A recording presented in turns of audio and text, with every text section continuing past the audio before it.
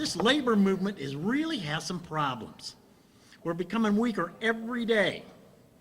We're almost at the point where we will soon have no power, not at all.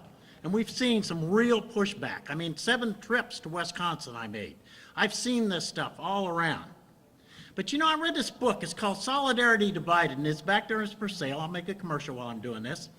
And I thought, you know what, this book about the crisis in organized labor and a new path to social justice, I thought, you know what, this guy really gets it. He understands it. He understands the thing that all of us should know. Then I read his latest book. It's called They're Bankrupting Us and 20 Other Myths About Unions. And I thought, I know this guy gets it. I listened to an interview with Bill Moyers just a few weeks ago when our speaker was on with him, and I thought, man, let's get this guy, bring him to Springfield for the Mother Jones dinner, because he speaks of the spirit of Mother Jones, somebody that's got some new ideas about how to not only save the labor movement, but how we can grow it.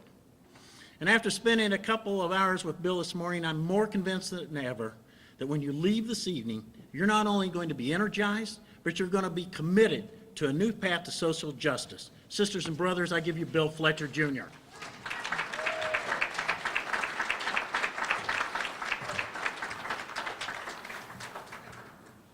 Thank you. Good evening. That was a wonderful introduction. It was funny because Jim said when we were in the car, well, how should I introduce you? And I said, I don't like long introductions. And I like something that's personal, and I really appreciate what you said. Well, we in organized labor have been undergoing climate change for about 50 years. And while it's been happening, many of our leaders have denied it's been happening, and many of our members. We had a high point of membership between roughly 1945 and 1955 of 35% of the non-agricultural workforce were in unions. And since 1955, there's been this slow decline in the percentage that we've represented that then became a dramatic decline after the Volcker recession of 1980 to 82 and Reagan's firing of the PATCO workers.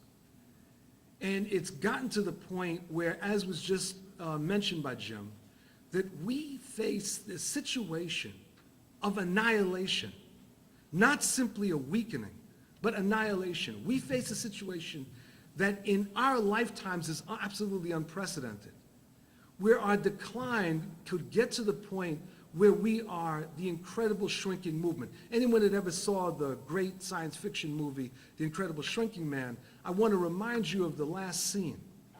See, in the end of the movie, this man is shrinking. Obviously, you get that from the title. So this guy is shrinking, and in the end, he doesn't die. He just keeps shrinking. And he realized that's his fate, to continue to shrink forever. We face that kind of prospect. Our leaders have seen this coming, and they've been in denial. At each point, when something could and should have been done, they've said to us at different junctures, it's not that bad. It's like the story of the man who jumped off the Empire State Building, and he's falling past the 40th floor and is overheard saying, so far, so good. That's our movement. That's our movement. We keep declining. We keep getting our rear ends kicked, and people say, so far, so good. It could be worse. Well, it certainly can be worse. When we hit the ground, it's going to be a hell of a lot worse, right? But the problem is we've seen this tendency, and this denial has completely paralyzed so many people who have thought, in essence, that maybe they themselves have time to get out before the lights go out and the door is shut. But now, my friends, we face the moment of truth, where the other side has declared that the time has arrived for the final offensive. Many of us have been waiting for this moment, not hoping for it, but anticipating this moment for many years. It's the point when the other side has decided that we are so vulnerable that we can get taken out. And they have, as we've seen, started moving campaigns from one side of the country to the other, states that were at one point thought to be impervious to right-to-work laws now facing them or have lost to them. It's a final offensive by a corporate America and their Tea Party Republican allies. They understand that we represent, as the union movement, the last major obstacle to total success by corporate America. They understand this, and they understand that there is no peace in our time. There is no, let's come to a truce. This is a war of annihilation. They are out to eliminate us, and they are making it clear, and they couldn't make it any clearer. And we have leaders that are still not coming to grips with that. That the nature of the war against us has so fundamentally changed that the old tactics simply need to be brushed aside, and we need to entertain a very different way of thinking about our situation. Now, two things. One is, how did we get into this place? And then the question is, unless we're going to pass out the Kool-Aid, what do we do? And for those of you that don't remember the reference, I'll explain it to you later. I know everyone's too young to remember that. So first, how do we get into this? Our movement in the 1940s made a series of devastating decisions that were mistakes that we're living with today. And this is not in order of importance, but the first one, the failure to organize the South. Now, there was an attempt, albeit brief, from about 1946 to 47-8 to organize part of the South. It was called Operation Dixie, but it failed almost before it started. There was not a full commitment by the AFL or the CIO, or later the AFL-CIO, to organize the South. And what's interesting is that this failure to organize the South and to appreciate why the South needed to be organized happens at the same time that a movement is starting to develop in the South that ends up changing the United States. And one has to ask oneself the question, what could have happened if organized labor had actually fused with the Black freedom movement in the 1940s and 50s? What this country would look like? What would be the red states and what would be the blue states? What we would actually be looking at. In the 1940s, when Black veterans returned from World War II, they came back loaded for bear, literally and figuratively. And they were not going to take Jim Crow segregation, and they helped us set in motion some things that had been percolating in the 1930s. And we had the modern Black freedom movement. Organized labor largely ignored this. There were certain unions that got involved. But to a great extent, by the late 1940s, most of organized labor took the position that that was not the activity of labor. It was not about wages, hours, and working conditions, which is what unions are supposed to focus on, apparently. So we missed this opportunity. And given that unions are almost the only institution in the society that brings people together across racial boundaries, one has to think again what the South might have looked like, what the Southwest might have looked like, and what the political dynamics in this country would have been, but we blew it. Second, the Taft-Hartley Act. Well, we all know that labor opposed the Taft-Hartley amendments, but what we don't appreciate are many of the ramifications. And I don't mean just the restrictions on unions in terms of the ability to strike and organize and the various tactics, but the red clauses. The red clauses which were used to eliminate from the union movement anyone who was accused of being a communist, which ultimately meant the purging of unions, throwing unions out of the Congress of Industrial Organizations, as well as throwing good activists out, decommissioning people, wholesale. Thousands and thousands of people were thrown out. In fact, some of the people that had been instrumental in building the CIO in the 1930s were expelled. And when that happened, part of what we have to understand is that many of these people that were expelled were the people that helped to orient the union movement to be more than just simply about collective bargaining, but to be about economic justice, about social movements. These people were eliminated, and they were eliminated, and when they were eliminated, the leaders of the CIO and the AFL thought that this concession to capital had been enough to guarantee our continued existence, and that it turns out to have been an absolute failure. A third mistake was roughly 1950, if I'm not mistaken. It's called the Treaty of Detroit. What this was the United Auto Workers essentially abandoned the fight for national health care.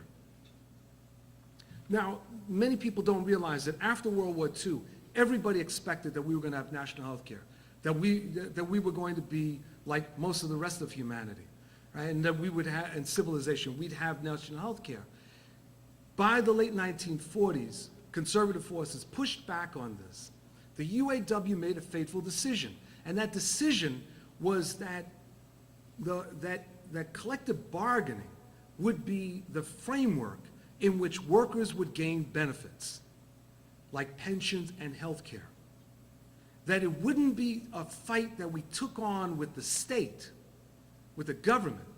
It would be handled with employers. Now, that decision is not irrational. It was wrong, but it's not irrational. It's not irrational because we represented 35% of the workforce. So you could say, well, we'll do that and it sets a pattern. The problem is when you're 12% of the workforce, you're not setting any kind of patterns. And our failure, our abandoning of that, also coincided with this other thing that I mentioned. It was the abandoning of the role of the unions as vehicles for the fight for economic justice. We're in that situation where a different brand of trade unionism is demanded of us. It's going to be difficult, but the bottom line is that it's essential. Let me just suggest this in moving towards a landing. I would suggest to you that the transformation of our movement begins with the following. We're already dead. We're already dead. And now, with that recognition, we can actually adopt the audacity to go out and fight our opponents. That we can actually have the audacity to go out and flip the script. That we can actually have the audacity to not dwell on whether we're having coffee or tea with the governor of Illinois or the president of the United States. We can have the audacity to say that that's not really that important. That what is important is my ability as a union leader to mobilize my members, to mobilize my potential members, to mobilize our supporters, and to raise holy hell. That is what's important. Because ultimately, it's not about holding our own. It is about fundamentally eliminating the opponents, our opponents, and eliminating those opponents who are standing in defense of economic injustice. That is what confronts us. And we will have that audacity when we recognize that there is absolutely, at this point in history, not a damn thing we have to lose. We have an amazing amount to actually win. Thank you very much.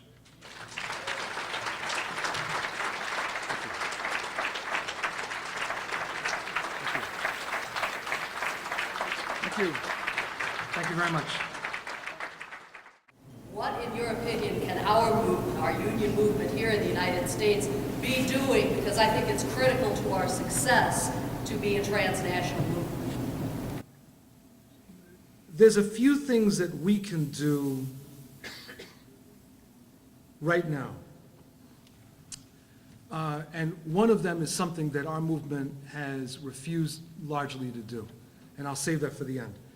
So one thing that some unions are doing is cross-border organizing and cross-border bargaining. The United Electrical Workers, for example, been very involved with unions in Mexico.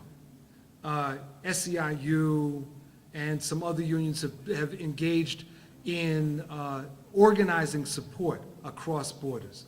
This is very, very important. There are these things called global union federations that are these international alliances of unions in the same sector.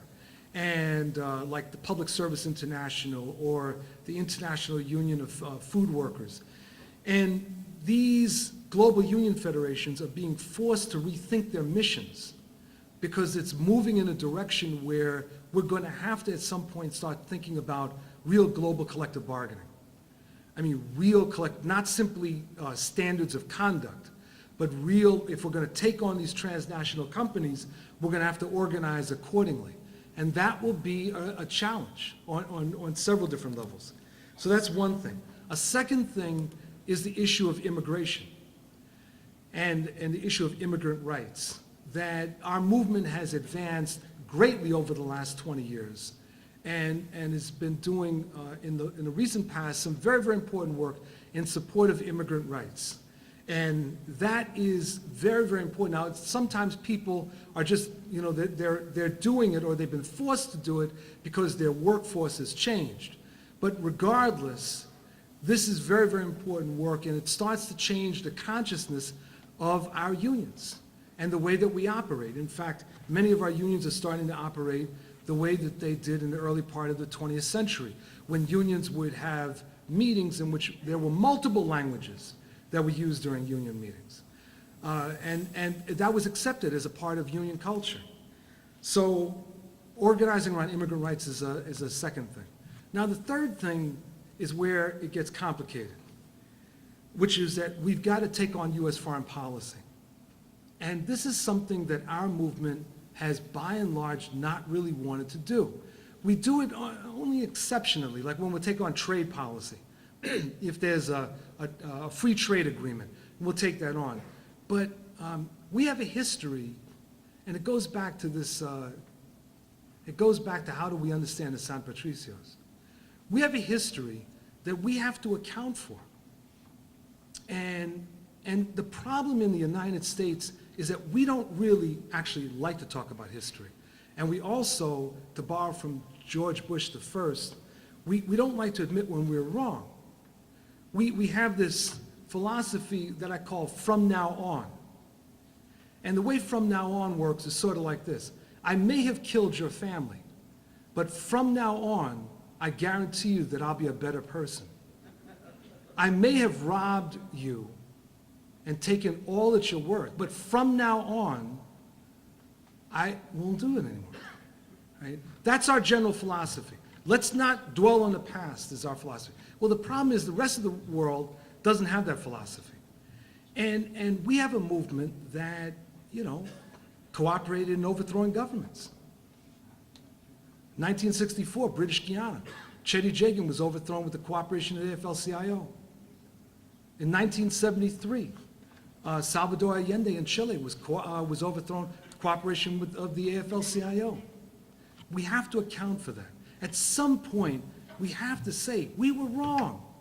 I mean, no one's asking us to commit seppuku. That's Harry Carey, right? But we have to admit when we were wrong. We have to account for this. We have to say, yes, we did some atrocious things. And now we've got to account for it. Because in accounting for it, we're able to then convince people that we really understand what we did wrong and that we in fact won't do it again. It's not just simply a moral promise, it's that we won't do it again. Because we understand we should not be involved in suppressing labor movements that happen to be left-wing just because we may not be left-wing. We should not be cooperating with the CIA to overthrow governments. That's not a demonstration of patriotism. This is really hard for us because, see, it goes right up against the whole Cold War anti-communism stuff that was ingrained in us beginning in 1946. And I'm sure that there's some of you that are just really furious with me for bringing this up, and I'm sorry. I have a plane tomorrow, so I can say this, right? But it's true. We've got to deal with this. So if we're going to do transnational organizing, the thing is we've got to convince people that we're sincere, that we actually can be trusted. And that begins by admitting when we screwed up. Here in Illinois, I think we're the most underfunded state pension system in the country. And then I'm an alderman here in the city of Springfield. We have a terribly underfunded police and fire union pension. Police and fire pension fund, most of them are union members. So I'm not a pension expert, but I'm going to answer this in a certain way. What we have to understand that's been going on is the attack on the public sector and what has motivated that attack, and then how it's played out in different ways. So the changing economics of the 1970s, 1980s led to the development of what came to be known as neoliberalism, an economic philosophy that basically means eliminating any obstacle to the accumulation of profits. And it meant privatizing anything in the public realm from which profits could be gained. And so we started to see this whole rash of privatizations going on, and the rise of this ideology that the private sector could always do it better. But then the other thing that started to happen was that these, the pensions became to be recognized on Wall Street as a major source of new capital investment. So the question was then, how could they get their hands on it? And so what we've seen all around the country has been the underfunding of pensions, the robbing of pensions, the manipulation of pensions, because it is a trough that these financiers look at as available to them. And it's all part of this ultimate thing of grabbing from the public sector. Now, it is supported by an ideology of the crabs in the barrel. You see, in the 1980s, when the private sector unions were under attack, many of us in public sector unions sat back and did nothing and said nothing. We acted as if this attack was not going to happen to us. And the private sector unions were devastated with their various attacks. Union busting, ripping off pensions, et cetera, et cetera. Then the chickens came home to roost. They came back to us. And because so many people have lost the opportunity to have pensions, and because public sector workers are seen as having pensions, it is looked at, and this is where I get into the crabs in a barrel. People say, why should they have a pension if I don't? As opposed to saying, they have a pension and I want one. The politics of resentment have been played upon by the right very successfully to essentially say that the workers are getting too much, that these pensions, there needs to be greater contributions by the workers. That's something we're finding in the federal sector. Greater contributions by the workers, which means, in fact, a decrease in your salary, or the elimination of the pensions entirely. So it's all part of a broader assault on the public sphere. And so it's not, in order to defend pensions in the public sector, we actually have to defend the public sector. We also have to start to reverse the argument that because people don't have something, that means others should lose it, as opposed to because people don't have something, it means that we need to fight to ensure that they gain it.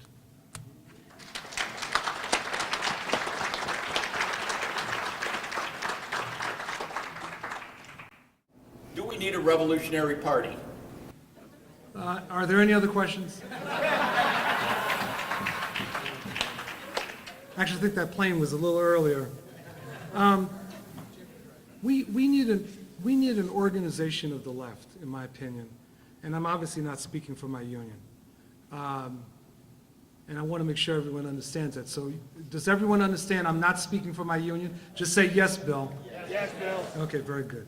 So we need an organization, I think, of the left, a very large organization that, among other things, seeks to represent those 100 million people that I was talking about. And we need, because fundamentally, this economy, what I was saying before is that I don't think that the environmental crisis can be resolved by capitalism. I just don't. And I do really believe that Ann Coulter and Bill O'Reilly and all these people, they understand that. And that they have a very draconian idea of how the environmental crisis is going to be dealt with. And it will be dealt with in a very genocidal way. And so for us to save humanity, to get out of the 21st century and not in caves, I don't think this economic system will work. Now, having said that, I'm in a union that has all kinds of people with different philosophies. And I'm not trying to make that union adopt my philosophy. But what I do think we need to do, what's incumbent upon us, is to have education and debate within our unions. And we're not good at that. We're really not good at that. First of all, truth be told, most of our leaders don't believe in education. What they think of as education is the union newspaper or the union website, right? And maybe a speech by the president of the union. That's what they think of as education. Education among adults is about dialogue. It's about respecting people even when you have disagreements, especially when you have disagreements. It's about teasing out ideas. It's about reconsidering your views. That doesn't happen much in our movement. And that needs to change. And I think that one of the roles of those of us on the left in the union movement is to change our view on education, change the view of the union movement, to actually engage people in debates. You know, when a union takes a position on something, I think there should be debates and then a referendum in the union. Most of our leaders are afraid of that. I think that there should be. Have the referendum. Let the members speak. What the hell do we have to be afraid of, right? But you have it on the basis of a discussion, right? And that changes the way the union then becomes an educational instrument, as opposed to simply a law firm by another name. So I think that there's a different way that we should think about ourselves. And so, yes, we need an organization of the left. I don't think capitalism is going to save humanity. I think it's going to destroy it. But that in the union movement, we've got to move the debate. And we've got to encourage people to think and asking, and part of the thing is asking the questions. And that's when you actually capture people's imagination, when you're able to ask people questions and actually listen to their answers as opposed to write down their answers before they've given them. I think we've run out of time. I want to thank you all very much.